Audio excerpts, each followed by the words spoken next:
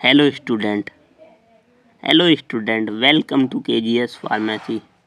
तो आज हम पढ़ने वाले हैं ideal solution, non ideal solution, Raoult law और इसके डेविएशन के बारे में कि राउट लॉ की डेविएशन क्या थी। तो ये हमारे फिजिकल फार्मास्यूटिक्स यूनिट 1 का लेक्चर नंबर 8 है। इसमें पढ़ेंगे हम आइडियल सॉल्यूशन। पहले देखते हैं आइडियल सॉल्यूशन क्या होते हैं। तो आइडियल सॉल्यूशन क्या होते हैं हमारे, विच फॉलोस राउल्ट्स लॉ और आइडियल सॉल्यूशन। जो राउल्ट्स लॉ को फॉलो करते हैं उन्हें हम आइडियल सॉल्यूशन कहते हैं। अब इनमें कई सारे टाइप्स हो सकते हैं कि जो डेल बी मिक्सिंग मतलब change in volume on mixing is zero.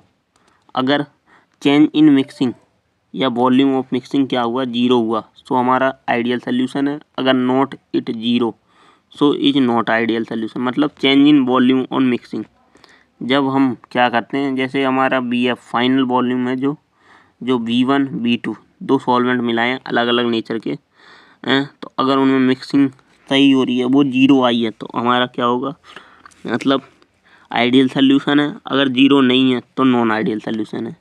और थर्ड कौन सा फैक्टर अफेक्ट करता है हमारा आइडियल सॉल्यूशन को, when solution form change in enthalpy on mixing del H mixing. जो डेल एच मिक्सिंग ये भी अफेक्ट करती है। अगर ये हमारी क्या होती है, चेंज नहीं होती है, तो हमारी क्या होता है, आइडियल सॉल्यूशन होता है। ठीक है। और फिर आता है हमारा इंटरेक्शन। अगर इंटरेक्शन सेम इंटरेक्शन होगा तो हमारा आइडियल सॉल्यूशन होगा। जैसे ए के साथ इंटरेक्ट कर रहा है, बी के साथ इंटरेक्ट कर रहा है तो आइडियल, और ए बी के साथ और बी ए के साथ इंटरेक्ट कर रहा है तो नॉन आइडियल। ठीक है। और फिर आती है हमारी del S mixing. Del S mixing को क्या कहते हैं, change in enthalpy in mixing. तो ये सेम होती है हमारे आइडियल और नॉन आइडियल सॉल्यूशन में। ये हमारी हमेशा जीरो रहती है मिक्सिंग ऑलवेज। ऐसे ही डेल जी मिक्सिंग भी हमारी दोनों सॉल्यूशन में सेम रहती है, जीरो रहती है। डेल जी मिक्सिंग क्या होती है, change in Gibbs free energy. तो इससे हम डिफाइन करते हैं कि हमारे आइडियल सॉल्यूशन क्या होते हैं। तो ideal solution only Raoult's law से डिफाइन नहीं कर सकते, हम और भी चीज़ों से डिफाइन कर सकते हैं, जैसे डेल बी मिक्सिंग और डेल एच मिक्सिंग और इंटरेक्शन से ही पता कर सकते हैं हम कि हमारा आइडियल सॉल्यूशन है कि नहीं। फिर आता है हमारा राउल्ट लॉ। तो राउल्ट लॉ क्या होता है, इन्होंने राउल्ट लॉ क्या कहते हैं, it state that partial pressure, इन्होंने बताया कि partial pressure PA of each component of an ideal solution is equal to the vapour pressure of pure component P not A multiplied by its mole fraction multiplied by its mole fraction. इन्होंने बताया जो partial pressure होता है वो, ये हमारा किसी भी सॉल्यूशन का पार्शियल प्रेशर है, उसके प्योर कंपोनेंट के पार्शियल प्रेशर, वो प्योर कंपोनेंट के वेपर प्रेशर इनटू उसके मोल फ्रैक्शन के मल्टीप्लाई होता है। ठीक है। तो यही बताया था राउल्ट ने उन्हें। तो इन्होंने निकाला a solution of two miscible component जैसे A and B with mole fraction जैसे XA एंड XB, मतलब मोल फ्रैक्शन नहीं हमारा XA XB। The partial pressure vapour pressure, जो पार्शियल प्रेशर या vapour pressure PA and PB will be proportional to mole fraction in solution. जैसे कोई हमारा PA solute है, वो सॉल्यूशन है, और उसका मोल फ्रैक्शन हमारा XA होगा, PB का जो solution max mole fraction XB होगा। तो ये आपस में इन प्रोपोर्शनल, जितना ज़्यादा हमारा कितना पार्टीशन वो क्या होता है, पार्शियल प्रेशर होगा, उतना ज़्यादा हमारा मोल फ्रैक्शन भी होगा। तो इन्होंने बताया कि जो PA होता है, PA जो पार्शियल प्रेशर होता है वो किसके इक्वल टू होता है, हमारे प्योर कंपोनेंट ऑफ ए, जिसमें ओनली वन सॉल्वेंट हो।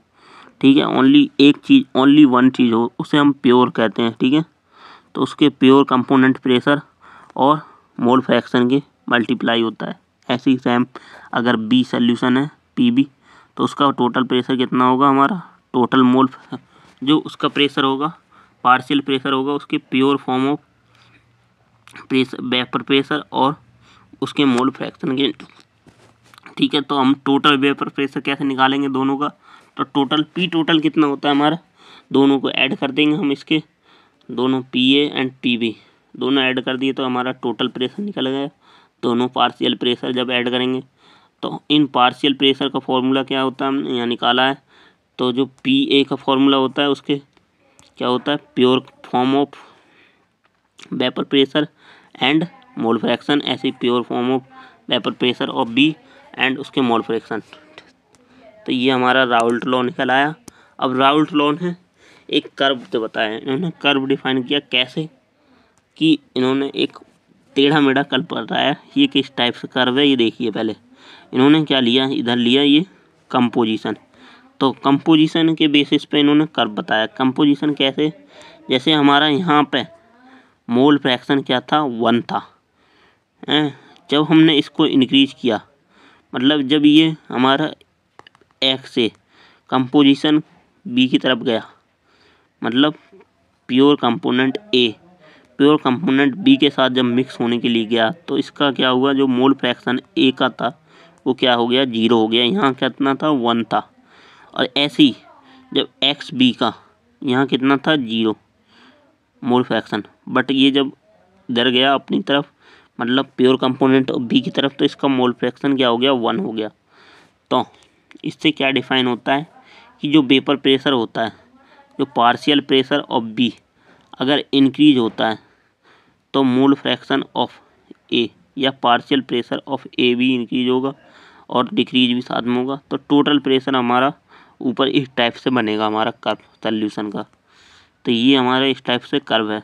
तो इसने the composition of solution is term of mole fraction can be expressed as, जैसे मोल फ्रैक्शन क्या होता है, ऑलवेज हमेशा जब हम दो चीज़ों के दो सॉल्यूशन, दो अलग अलग सॉल्यूशन के मोल फ्रैक्शन देखते हैं तो उनका हमेशा ऑलवेज कितना होता है, 1 होता है। ठीक है।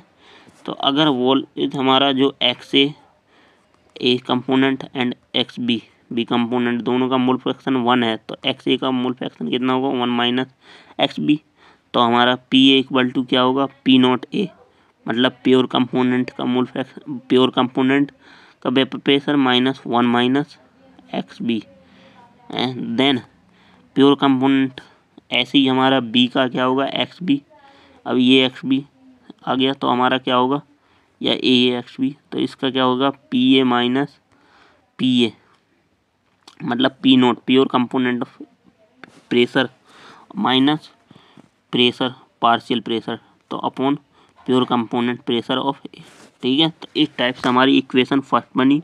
देन इसके बाद क्या होगा, हमारा जो moles of B component, total moles of A and total moles of B, ये दोनों ऐड करेंगे तो हमारा ये पार्शियल प्रेशर का वो मोल फ्रैक्शन का फॉर्मूला बन गया। ये हमारा मोल फ्रैक्शन का फॉर्मूला होता है। ऐसे ये भी हमारा मोल फ्रैक्शन बन गया। कैसे, P0 pure component minus total वो प्रेशर और अपॉन टोटल प्योर कंपोनेंट कितना है हमारा।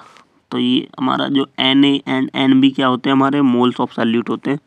तो moles of solute upon total moles of solute, ये हमारा क्या होता है, मोल फ्रैक्शन। तो ये हमारी इक्वेशन फर्स्ट एंड सेकंड बन गई। तो ये क्या करते हैं, शो करती है हमारी ये equation lowering of vapour pressure की, हमारा लो हो रहा सॉल्यूशन में, जो इक्वल होता है हमारा मोल फ्रैक्शन। जब हमारा वेपर प्रेशर लो होता है किसी भी सॉल्यूशन में, वो किसके इक्वल होता है, हमारे मोल फ्रैक्शन के। ठीक है।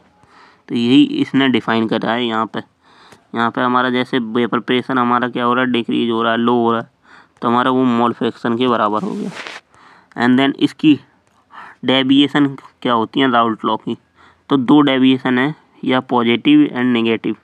तो पॉजिटिव या नेगेटिव, तो पॉजिटिव में इन्होंने पॉजिटिव डेविएशन नेगेटिव डेविएशन 2 दी। तो पॉजिटिव में अगर टोटल प्रेशर डिक्रीज हो रहा है तो आइडियल है, और नेगेटिव में इंक्रीज हो रहा है तो नॉन आइडियल है। ठीक है। तो इन्होंने बताया in ideal solution there is no completely uniform of intermolecular attraction force.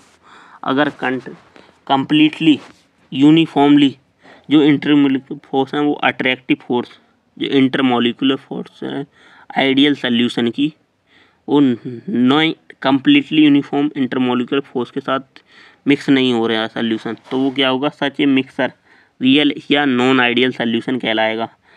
क्योंकि उसकी क्या होगी, हमारी great cohesive force than attractive force.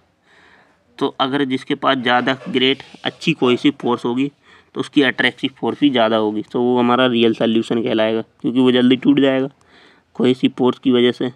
तो do not adhere to Raoult law, और जो राउल्ट लॉ को फॉलो नहीं करते हैं वो रिप्रेजेंट करते हैं डेरी, मतलब राउल्ट लॉ को ना फॉलो करने वालों को दो टाइप से डेरिवेशन किया जाता है, पॉजिटिव एंड नेगेटिव। पॉजिटिव वाले जो फॉलो कर रहे हैं, नेगेटिव वाले जो नहीं फॉलो कर रहे हैं। तो इन्होंने दो कर्व दिए थे हमारे पॉजिटिव एंड नेगेटिव डेविएशन पे। तो पॉजिटिव डेविएशन और नेगेटिव डेविएशन पहले बताया इन्होंने क्या क्या कि जब मोल फ्रैक्शन ऑफ ए हमारा क्या हो रहा था, प्योर कंपोनेंट ऑफ ए की तरफ आ रहा था, तो वो क्या हो रहा था, इस टाइप से जा रहा था सीधा। बट क्या हुआ, उसने सीधे कर्व की जगह मुड़ गया हमारा, और जो टोटल वेपर प्रेशर था वो बाहर, मतलब इंक्रीज हो गया हमारा। अगर टोटल वेपर प्रेशर क्या होता है, इंक्रीज होता है, तो हमारा क्या होता है, प्योर कंपोनेंट जो होते हैं या वेपर प्रेशर क्या होता है, वो आइडियल सॉल्यूशन है। ये हमारा क्या है, आइडियल सॉल्यूशन का कर्व है। इन्होंने क्या ऐसे देखिए, ये हमारा ए का, ये बी का कंपोनेंट, देन यहाँ से क्या हुआ सी, ये हमारा टोटल प्रेशर। अगर टोटल प्रेशर, अब ये देखिए ये सीधी लाइन है, इससे ऊपर जा रहा है हमारा टोटल प्रेशर, मतलब बढ़ रहा है। तो total pressure A P and P B से ज़्यादा है, तो हमारा क्या होगा, ये आइडियल सॉल्यूशन। और अगर ये कम है, यहाँ पर देखिए टोटल प्रेशर, जैसे ये सीधी लाइन है इससे नीचे जा रहा है, तो इसका मतलब ये नॉन आइडियल सॉल्यूशन का कर्व है।